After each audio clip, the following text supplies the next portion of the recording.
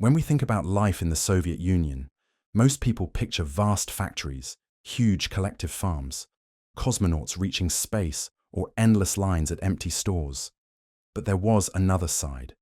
Strange, unsettling, and sometimes terrifying jobs created by the communist system. These weren't just unusual occupations. They were often part of a broader strategy of control, surveillance, and suppression. So let's dive deep into the forgotten, weird, and even frightening professions of the Soviet Union. From strange cultural quirks to genuinely disturbing positions, here are some jobs you probably never imagined existed in the USSR. Professional applauders. Imagine your job description being literally clap enthusiastically. Under Stalin and other Soviet leaders, speeches often lasted hours, and enthusiasm wasn't optional, it was required. Professional applauders were employed to make sure someone was always energetically clapping, thus prompting others to join in. Stop too soon or show too little enthusiasm, and you risked suspicion. Applauders had to clap until their hands were sore or even bleeding. Imagine the anxiety. Stopping first might mean the end of your job, or worse. Third, letter censors. Every private communication in the Soviet Union was monitored. Postal workers and secret censors had the unsettling job of secretly opening, reading, and sometimes editing personal letters. They would search for anything deemed politically suspicious, criticism, forbidden ideas, or even innocent complaints. Sometimes letters were edited, sentences deleted, or letters withheld completely. Imagine sending a heartfelt message to a loved one, unaware it would first be scrutinized by an anonymous censor who could decide whether it even reached its destination. Fourth, black market middlemen, speculators. With Soviet stores often empty, speculators emerged, people who illegally acquired and resold rare goods like jeans, foreign records, or fresh fruit. Officially, these black market dealers were criminals, but their existence was essential to everyday Soviet life. Speculators risked arrest and imprisonment. Yet, paradoxically, even officials who condemned them often secretly relied on them. The black market was both feared and desperately needed. The job was terrifying precisely because it was necessary yet illegal, punishable by labor camps, or worse, executioners and gulag guards. Perhaps most terrifying were jobs connected to Stalin's notorious Great Terror and Gulag system. Executioners were assigned the secretive task of carrying out thousands of death sentences. Their work happened in hidden basements, remote locations, or forests, often at night. Gulag guards watched over prisoners sent to brutal forced labor camps in Siberia and elsewhere. Conditions were horrific. Prisoners starved, froze, and died in unimaginable numbers. Guards enforced this cruelty, knowing failure to comply could mean joining the prisoners themselves. It was a grim, traumatic job that haunted people long after the system collapsed. 6. Queue professionals. With endless shortages, waiting in lines was almost a Soviet sport. Some people literally worked as line standers, professionals who spent entire days waiting in queues for food, furniture, or other scarce commodities. They sold their spot or purchased items to resell later. Though not explicitly terrifying, this was certainly surreal. Professional queuers symbolized the dysfunction of the Soviet economy, jobs existing only because basic goods were unavailable normally. 7th, state propaganda artists. Artists were heavily employed to produce endless propaganda posters glorifying Soviet achievements and condemning enemies. While not physically dangerous, the psychological toll was heavy.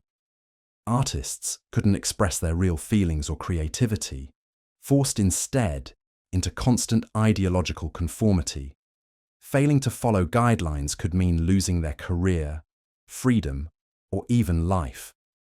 The fear of accidentally stepping out of ideological lines made this profession deeply stressful and creatively stifling. 8. Political psychiatry. Doctors.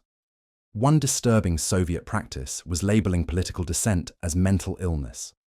Doctors were employed to diagnose sane political dissidents as mentally unstable, then prescribe forced treatment, often involving powerful, mind-numbing drugs.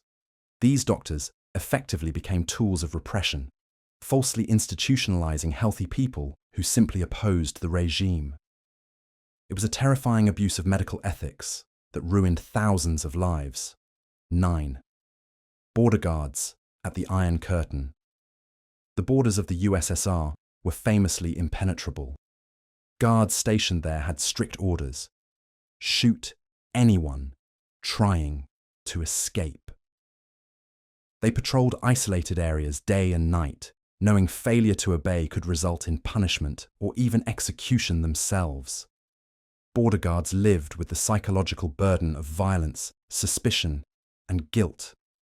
They were part enforcers, part prisoners themselves, trapped in an endless ideological struggle.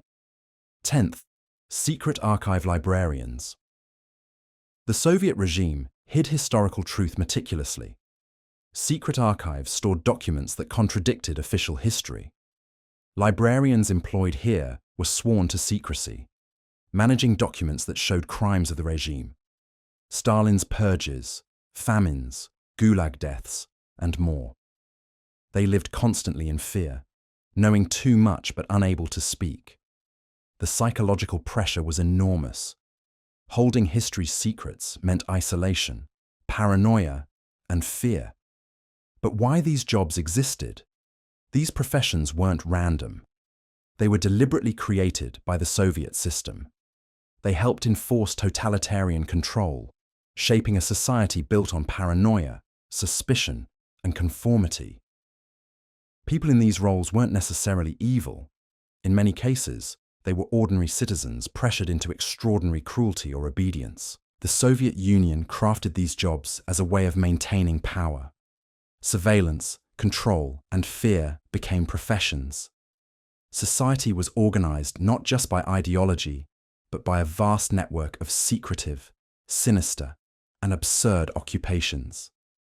Today, these jobs are largely forgotten or ignored, but they offer vital lessons about authoritarianism, control, and human psychology.